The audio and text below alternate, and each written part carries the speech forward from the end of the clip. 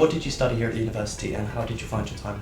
So I did a BSc in Management Science and then went on to did a one-year MSc in Information Systems. I had a fantastic time at Southampton, both as far as studying was concerned, as well as all the extracurricular activities I got to take part in, including, of course, being part of the caving club.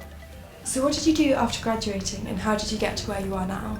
So after graduating, I actually took my love of diving and used that to do an internship working in Spain, where I was a dive guide and then became a diving instructor, which I absolutely loved. But I then decided to use my kind of studies, I suppose, and actually ended up with a career in IT. And I've been at the company ever since. So since 2006, I'm working at the same company, which is the first job that I had straight after university. What's the biggest lesson you've learned from your studies at your time at Southampton? So I'll probably go back to one of the modules I remember taking when I was studying here, which was on risk management. And I remember the lecturer, conveying the idea that it was important to understand that risk can never be eliminated. Risk can only ever be transferred.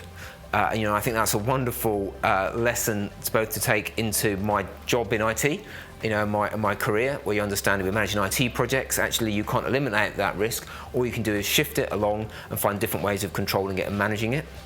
And similarly, of course, in caving and cave diving, you can mitigate particular individual risk, but of course you're just transferring it to another area where you have to be focused on. So yeah, I think it's risk management is a great concept, whether that's for your career and your professional life or in your kind of sports and pastimes. I think we should all understand.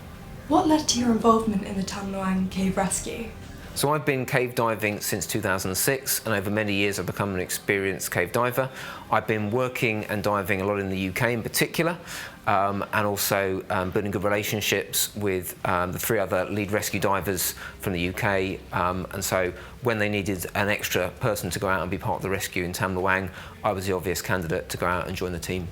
So what specifically did you do to assist in the rescue, and how did you feel about your involvement? So I was one of the lead divers on the rescue. That meant I was bringing the boys out of the cave. So every day of the rescue, we would go into the cave to the chamber where the boys were stuck.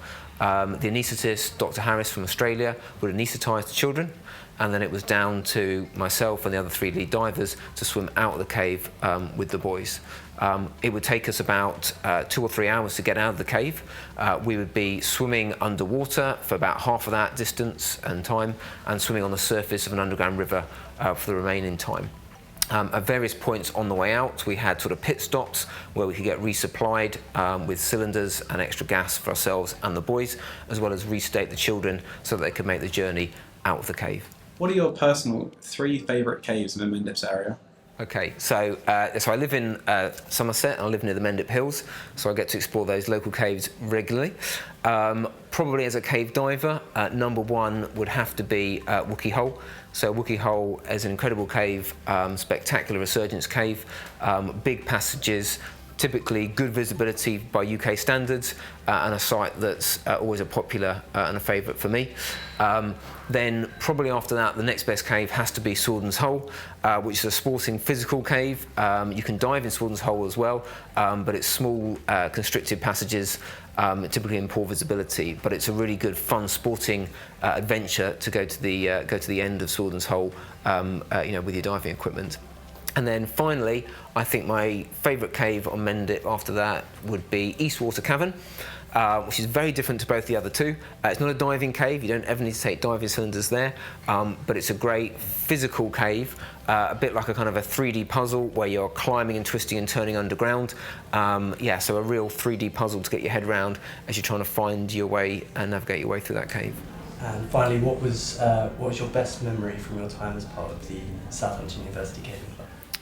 I think my best memory would probably be when we, as a club, were part of organising CHEC, which is the Council of Higher Education Caving Clubs, sort of first university caving club seminar. So effectively a big gathering of university caving clubs that we organised. So I was then the president of the club, and I kind of invited lots of clubs to come together, and then many of the other members of the club helped me put on the event, including organising music, putting up tents, doing the catering, and making a really, really successful event. That was a fantastic weekend, and it was great to see what a team can achieve and what a club working together can achieve. And that event, of course, has gone on to be continued to run now consecutively for 20 years.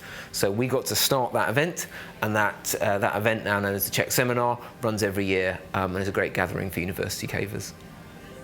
That's fantastic. Thank you so much, Chris. Thanks very much. Thanks, guys. Thanks. Thank you. Brilliant.